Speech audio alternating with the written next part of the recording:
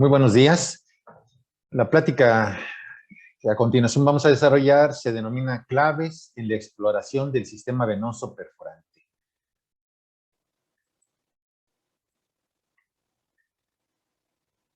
Como todos ustedes saben, se consideran venas perforantes aquellas estructuras que conectan al sistema venoso superficial con el sistema venoso profundo. En ese sentido, la dirección de flujo en condiciones fisiológicas normales siempre es de superficie a profundidad. Y esta fotografía del sistema de transporte metro en la Ciudad de México nos permite recordarlo así. Las perforantes quedan representadas por la escalera y están comunicando en ese sentido a el exterior de la estación, el sistema venoso superficial, con el interior, en este caso ya el área de andenes, donde existe toda esta cantidad de gente. Entonces, estas son las venas perforantes. Para poder localizar con precisión a las venas perforantes, debemos de ir atrás y considerar cómo está diseñado, cómo está distribuido el sistema venoso en las extremidades inferiores y por qué podemos ser tan precisos al hablar de patología en las venas perforantes, porque en el imaginario de un protocolo, en muchas ocasiones, se hace la exploración, en la mayoría de los casos, del sistema venoso superficial y del profundo, o del profundo si se está tratando de documentar trombosis venosa profunda. Sin embargo, recordemos que una exploración debe de ser sistematizada, ordenada y debe de comprender la evaluación tanto del sistema venoso superficial, del profundo y del perforante. ¿Por qué? Porque tienen interrelación anatómica y funcional. Esa es la razón. Entonces, a manera de recuerdo, esto es la fascia muscular. Y la fascia muscular es el límite entre el sistema venoso superficial y el sistema venoso profundo. Y el sistema superficial, a su vez, está dividido en un compartimento epifacial y uno interfacial. Las estructuras o las venas que comunican a ambos sistemas, al superficial con el profundo, se denominan venas perforantes, como lo acabamos de ver.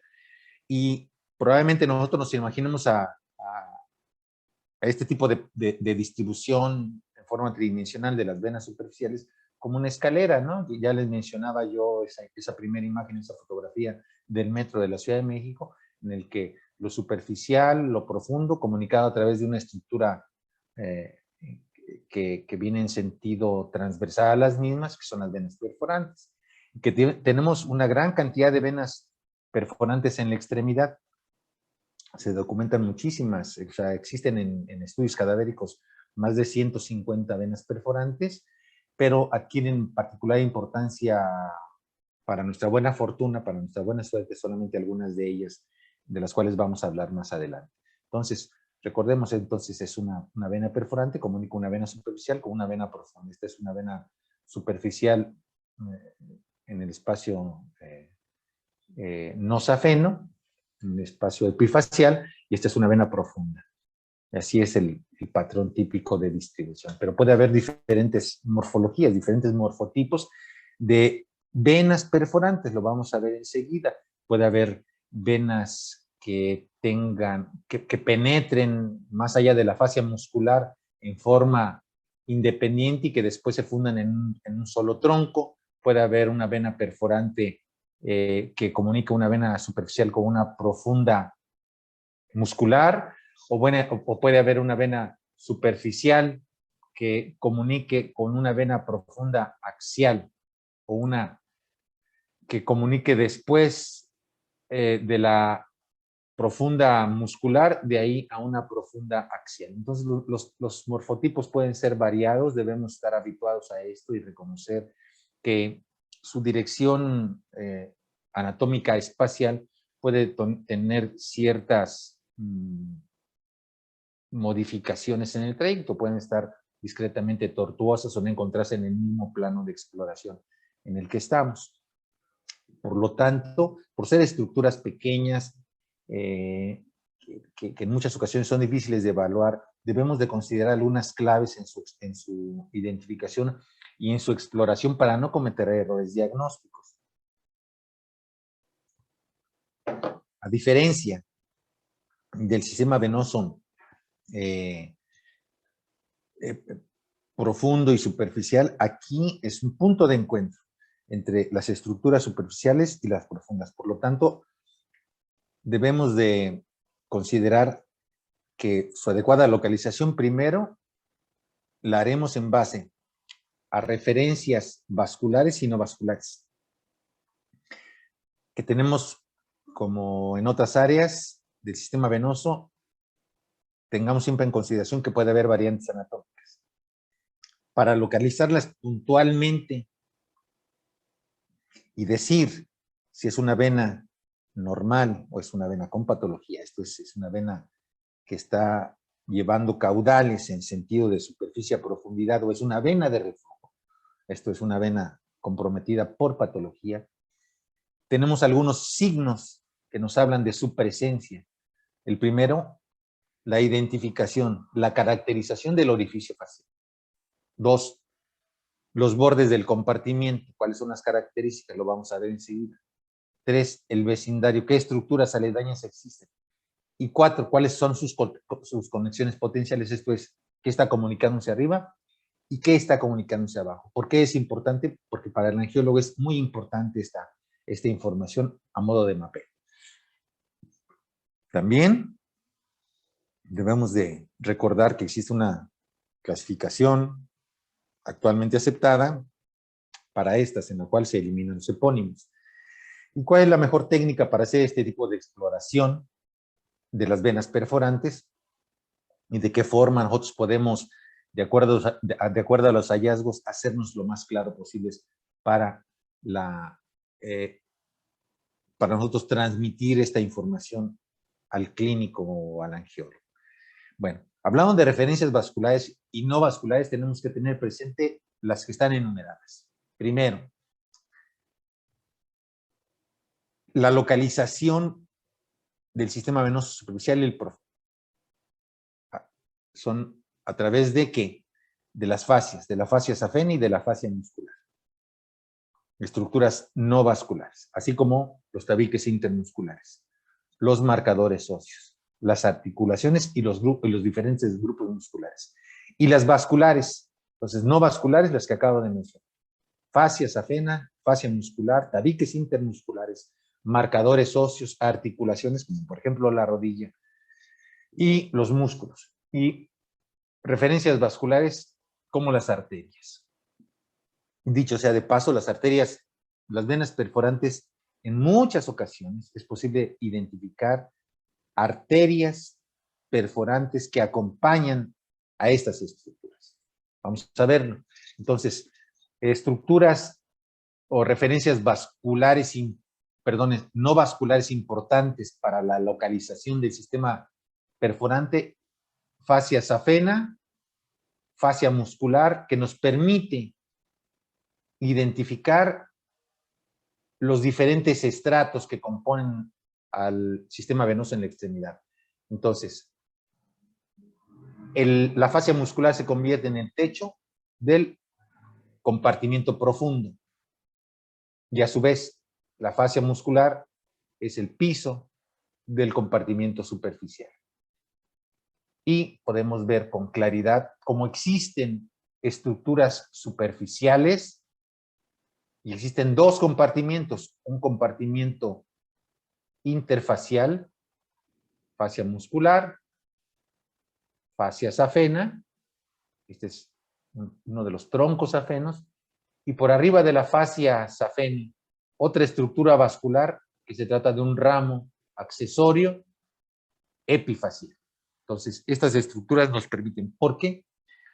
Porque las venas perforantes en su interrelación con los compartimientos, en el caso con el compartimento safeno, va a abandonarlo siempre por un extremo. Esa es una de sus características que tiene, por eso es importante reconocerlo.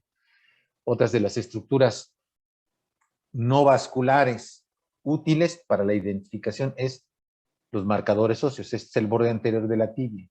Entonces, este es importante. Grupos musculares, como son los músculos extensores de la pierna. Estamos ante la posibilidad también de ser muy claros en la localización cuando vemos o estamos ante la presencia de variantes anatómicas. Entonces, aquel patrón o aquella morfología de vena perforante que comunica una vena superficial con una vena profunda, ese es el que nosotros nos imaginamos, que es el más típico, el peldaño en la escalera que les mostré, o la primera fotografía del transporte público en la Ciudad de México. Pero otras morfologías pueden ser estas descritas en el libro del doctor Miguel Obuolo, como es una vena perforante que comunica a una estructura superficial a través de un ramo único que atraviesa la fascia muscular y que por debajo de la fascia muscular se divide en un ramo a una vena muscular y otro ramo a una vena axial. Lo contrario puede suceder en el compartimento superficial. Esto es, dos estructuras venosas superficiales independientes que se unen en un tronco común para atravesar a la fascia muscular, vena perforante, y que comunica directamente con una vena profunda axial. Y otro morfotipo es una vena superficial que con dos ramos independientes atraviesa la fascia muscular y que comunica con dos estructuras venosas profundas en forma independiente. Ejemplos de algunos de ellos son los siguientes. Entonces podemos encontrar duplicadas y patológicas venas perforantes, como las que ya les acabo de mencionar, que comunican a dos estructuras superficiales en forma independiente, se duplican por debajo de la fascia muscular. Otro ejemplo, en escala de grises, un ramo, esta es la fascia muscular, un ramo único superficial y que inmediatamente al atravesar la fascia muscular se divide en una rama muscular y en una rama axial. Esta es una vena perforante. Otro ejemplo, esta en longitudinal, en la cual que nos sirve y que es de utilidad para ver referencias de tipo vascular. Entonces, vemos a la vena perforante acompañado de una arteria perforante. Otro ejemplo en transversal, en el que vemos este paciente, este mismo paciente es este, en el que podemos identificar la trayectoria, las conexiones que tiene, las conexiones potenciales superficiales y profundas de los ramos que están permeables, que tienen una dirección fisiológica, el flujo sanguíneo, y que se acompañan de una arteria que aquí no alcanzábamos a identificar. Otro ejemplo de una arteria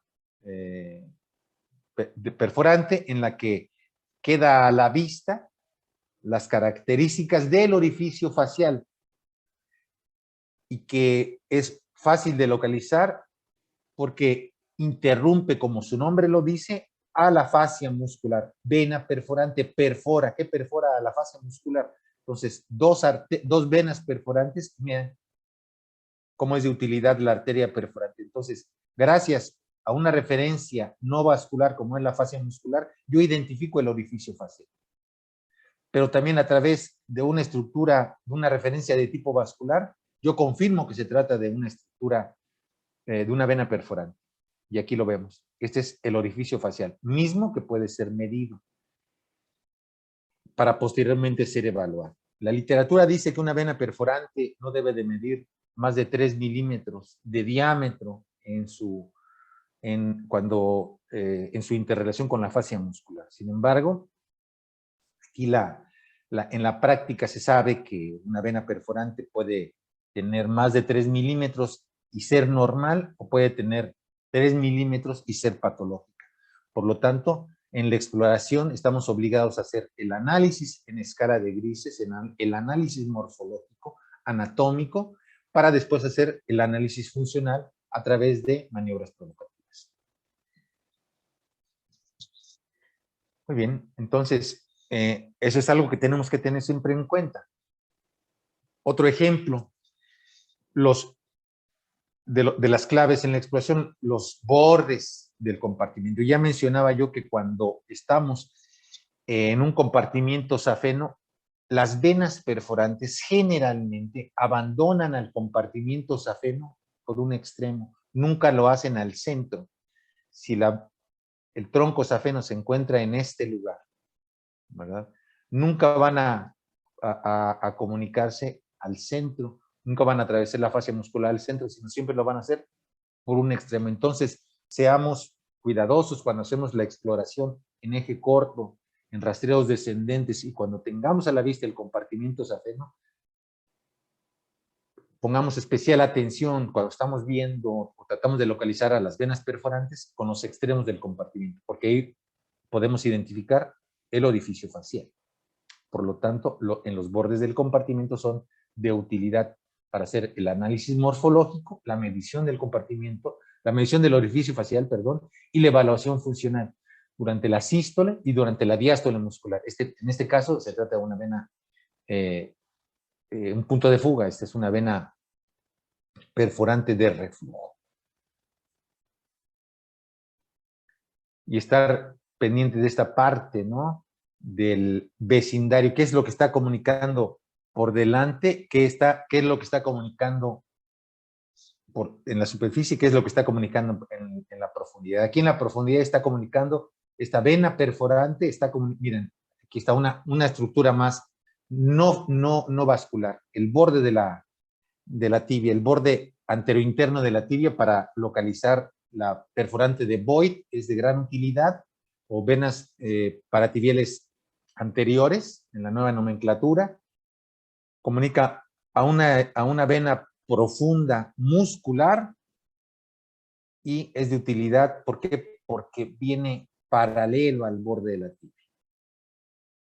Lo documentamos con angiodoppler, seguimos su ascenso y vemos cómo se comunica con una vena superficial que no es el tronco safeno, sino es una accesoria posterior de la vena safena magna. Entonces, así como vimos los diferentes morfotipos, también tenemos que tener presente que puede haber diferentes conexiones potenciales. Este esquema nos sirve para recapitular lo que yo les mencionaba. Cuando hay una vena perforante que atraviesa el compartimento safeno, siempre lo va a hacer por un extremo. Por eso pongamos especial atención al ojo safeno, porque va a comunicar a una vena superficial, que puede ser el tronco safeno, o una accesoria que atraviesa la fascia muscular, que atraviesa la fascia safena, que perfora la fascia muscular y que en su trayectoria profunda debemos de seguirla para ver con qué está comunicando. Y en este caso, con una vena profunda axial.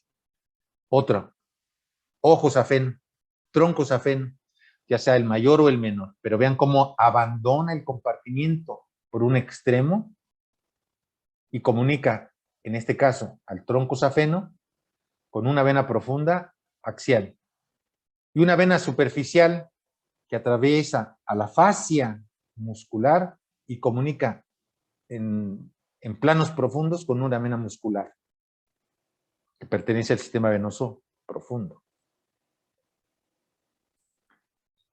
Nuevamente, venimos de superficie a profundidad, vemos una estructura que nos llama la atención. Se trata de una vena perforante que tiene un ramo único, cercano a la fascia muscular, cercano al músculo gastrocnemio medial, y que se trata de una vena perforante del grupo gastrocnemio. Otro ejemplo, la vena, los marcadores como la tibia, ya lo habíamos visto, y la presencia de estructuras venosas cercanos a esta, estamos obligados a hacer el seguimiento para ver las conexiones potenciales entre lo superficial con lo profundo. Sin lugar a dudas, con estas claves en la exploración, como es la identificación del orificio facial, las conexiones potenciales, en este tipo de rastreos, ¿verdad? Nos va a permitir la identificación de la totalidad de las venas perforantes involucradas en un proceso patológico con un paciente que tiene una enfermedad varicosa. Existe una gran cantidad de venas, algunas de ellas en la anterior nomenclatura tenían epónimos, hablar de venas de Coquet, de Boyd, de Sherman, de Bassi, del canal de Hunter, se ha desechado por no ser muy práctico, aunque en mucha gente la siguen utilizando o la seguimos utilizando. Entonces, se puede utilizar esa nomenclatura, pero adicionalmente o entre paréntesis o entrecomillado, hacer la descripción de que en la nueva clasificación se puede corresponder a una vena perforante a nivel inguinal, a nivel del muslo, a nivel de la pierna o a nivel del tobillo del pie, ya sea en su borde anterior, en su cara medial, en su cara posterior o en su cara lateral. Entonces, existe una gran cantidad de venas perforantes, pero con estas claves su reconocimiento será más fácil. Parecería como muy difícil esta condición. Sin embargo, si nosotros seguimos esta metodología que ya les mencionaba para su localización, esto será mucho más fácil y podemos, como en un sudoku o en un crucigrama, hacer este juego de palabras y sobre todo hacer una adecuada integración de la información que brinda el ecodoppler del estado que guarda el sistema superficial y el profundo, por lo tanto el perforante. ¿Por qué? Porque vuelvo a lo mismo, es un punto de encuentro, la perforante es un punto de encuentro, puede tener patología o puede estar exenta de patología y solamente estar modificada en alguna de sus características por la cantidad de volumen que está manejando. Estos son venas perforantes de Rentara. Entonces, para esto es importante hacer rastreos descendentes en eje corto y hacerlo siempre de la misma manera, ¿no? Para tratar de hacer esto. ¿Cómo lo hacemos? Siempre este tipo de exploraciones, sin lugar a dudas, deben hacerse en posición de pie, en bipedestación, con el paciente preferentemente en una base flebológica como esta, de la cual ya he hablado en muchas otras ocasiones, que nos permite hacer una exploración segura, cómoda, práctica y en condiciones fisiológicas. Y de la mano de las llamadas maniobras provocativas, estas maniobras provocativas es la maniobra de Valsalva, útil cuando hacemos exploraciones o valoraciones a nivel de la unión safeno-femoral, que para fines prácticos también es considerada como una vena perforante, la unión safeno-femoral, porque está comunicando a una estructura superficial, la vena safena, o una estructura profunda, la vena femoral. Entonces la unión safeno-femoral, desde el punto de vista funcional, es una perforante, ¿no? Entonces ahí es útil la Valsalva, pero cuando estamos a nivel del canal de Hunter, cuando estamos a nivel de las venas paratibiales anteriores o las paratibiales posteriores antes denominadas de Coquet, o estamos explorando la parte posterior de la pierna, el hueco popliteo, o en el tercio medio de la pierna, en la cara posterior, el punto de May o vena del tercio medio de la cara posterior de la pierna, o en la base, en el origen, en el borde lateral, la perforante de Bassi, o perforante del tercio distal del borde externo de la pierna. Bueno, que echamos mano de maniobras provocativas de máxima exigencia, como es la maniobra de dorsiflexión de los dedos del pie y la maniobra de Paraná. Entonces, cuando lo hacemos de esta manera, nosotros estamos ante la posibilidad de poder hacer una exploración mucho más fisiológica posible. Hacerlo con el paciente en decúbito es inútil. Entonces, dorsiflexión de los dedos del pie. En esta condición, cuando el paciente eleva los dedos del pie hay contracción de la musculatura de la pantorrilla, sístole muscular. Cuando el paciente baja los dedos del pie, hay relajación de la musculatura, hay fase diastólica de la musculatura, y es ahí precisamente durante la diástole muscular cuando se suceden la mayor parte o se suceden los reflujos verdaderos. ¿Por qué? Porque durante la sístole muscular se cierran las válvulas de las venas en el sistema perforante. Lo mismo sucede en la maniobra de Paraná. El paciente recarga el peso del cuerpo sobre la extremidad que estamos explorando, y durante la fase de apoyo, de contracción, es sístole muscular. Y durante cuando el paciente deja de hacer la maniobra, hay diástole muscular, por lo tanto hay dos fases, sístole y diástole, y vuelve a suceder lo mismo. Durante la fase diastólica es durante la fase en la que suceden los fenómenos hemodinámicamente que nosotros estamos buscando, y que pueden ser tan importantes que sean el origen de la patología en el sitio. Entonces, ¿por qué es importante la base flebológica? Porque nos permite tener al paciente en una forma más cómoda, más cercanos a nosotros, y nosotros adoptar una posición de esfuerzo para nuestra espalda, para nuestro brazo. Entonces, lo hacemos así, miren, así de sencillo. Hacemos la exploración en una forma clara, descendente, en eje corto, con el paciente frente de nosotros. ¿Por qué? Porque está 50 centímetros arriba del piso en la base flebológica. Y así, y hacemos en ese recorrido, podemos identificar estructuras faciales, estructuras no vasculares como marcadores óseos, como grupos musculares, como tabiques intermusculares, y podemos hacer también el reconocimiento de estructuras vasculares como son las arterias tibiales posteriores, por ejemplo, en este caso, a nivel femoral, la arteria femoral como estructura vascular, de la mano de las estructuras venosas, ¿no? Entonces, eso lo podemos hacer de esa forma. Cuando esto sucede, también podemos hacer abordajes, no solamente paratibiales anteriores, como es este caso. Hacemos abordajes paratibiales anteriores para reconocer las venas perforantes que se encuentran en el tercio proximal de la pierna. Esto es Boyd y Sherman. O paratibiales anteriores del tercio proximal de la pierna.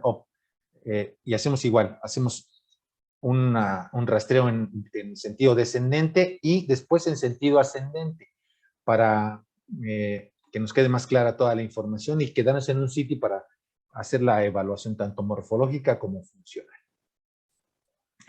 Pero también podemos hacer abordajes para la evaluación de las venas anteriormente denominadas de Coquet a través de abordajes paratibiales posteriores, a través de rastreos descendentes, inicialmente en eje corto, en escala de grises, y posteriormente, en caso necesario, cuando hacemos la evaluación funcional, con color activo. Entonces, lo hacemos de esta manera. ¿Y qué es lo que vemos en un rastreo descendente? Bueno, aquí vemos el orificio, el tronco safena, y reconocemos fascia safena y fascia muscular, el borde anterior de la tibia, y hacemos el reconocimiento a través de este rastreo de todas las estructuras que estamos viendo. Vean cómo empieza a aparecer la fascia muscular con mucha claridad, del orificio facial, y las conexiones potenciales. Vemos lo que está comunicando arriba, abandona la perforante, el compartimiento safeno por un extremo, y se conecta en el compartimiento profundo con una vena profunda muscular. Hacemos la medición del orificio facial. Eso es lo que podemos observar, miren, en una exploración descendente. Vemos cuáles son las características del morfotipo a nivel de cuando penetra en la fascia muscular, y vemos que una rama penetra más allá de la fascia muscular y conecta directamente con estructuras más profundas.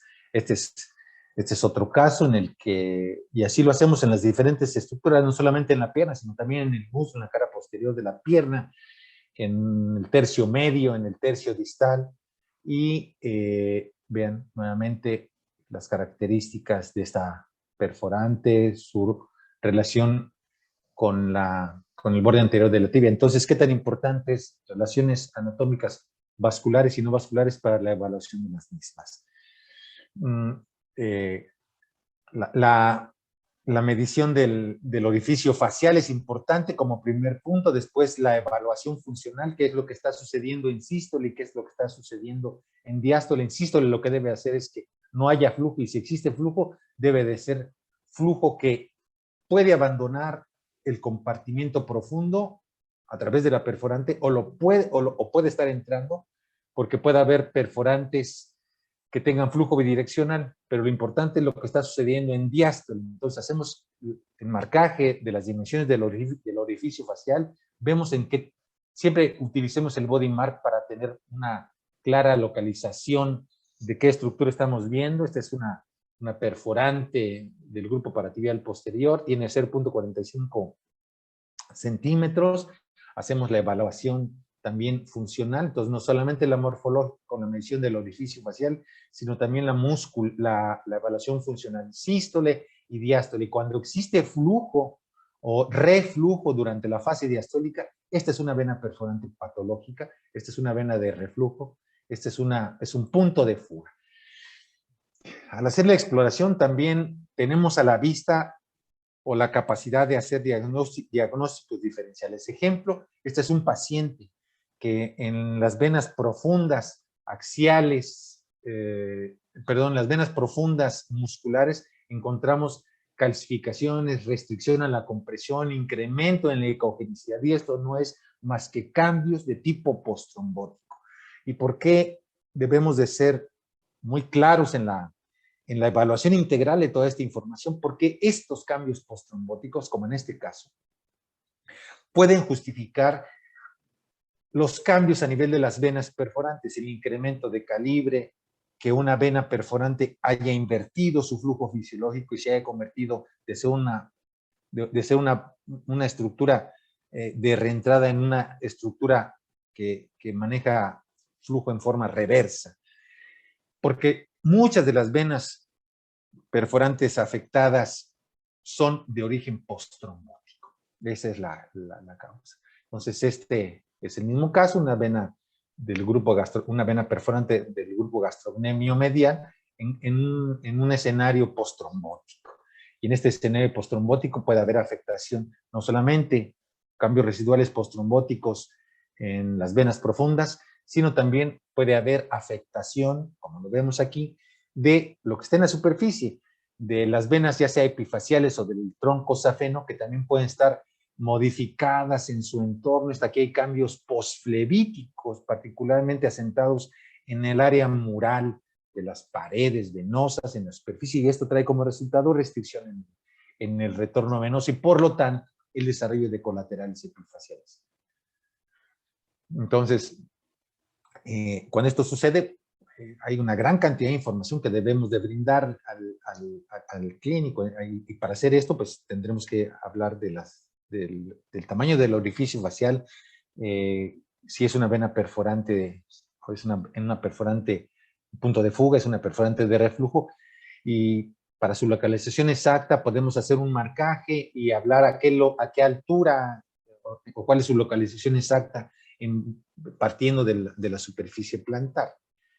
Entonces, cuando es así, bueno, pues hacemos esta parte de medir exactamente en qué sitio sea. Vean que paciente en posición de pie, apoyado en una andadera de aluminio, en el cual se hizo la exploración utilizando maniobras provocativas en eje corto. Localizamos la vena perforante alterada, con patología, y la podemos marcar. Con esta información nosotros tenemos claro el tamaño del orificio facial, cuáles son sus conexiones potenciales en la superficie, en la profundidad, cuáles son las características, hacemos una caracterización clara de lo mismo, además de el tamaño del orificio facial, como vemos, y el comportamiento hemodinámico que tiene en sístole y en diástole. En conclusión, esto es importante de mencionar que la identificación de las venas perforantes de entrada siempre es posible hacerla en escala de grises, en imagen bidimensional. Y cuando se dificulta esto, podemos echar mano de hacerlo a través de la aplicación de Doppler color activo, esto es, utilizando las maniobras provocativas. Entonces, hacer maniobras de provocación y no manipular al paciente. O sea, la recomendación es siempre la misma. No hagamos compresión nosotros de la pierna del paciente.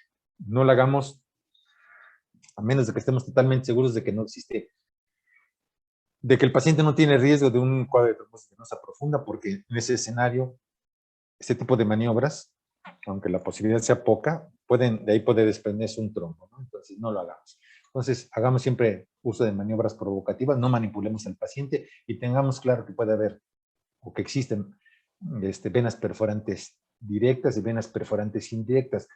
La alteración de cada una de ellas, cuando están afectadas, desde el punto de vista clínico, son totalmente diferentes. Mientras que las venas perforantes directas traen como consecuencia cambios tróficos, las venas perforantes indirectas traen como consecuencia clínica varices secundarias. Entonces, en el reporte debemos de considerar siempre, cuando hablamos de las perforantes, de dejar claro si se trata de un punto de fuga o es una vena de reentrada. ¿De dónde está localizada?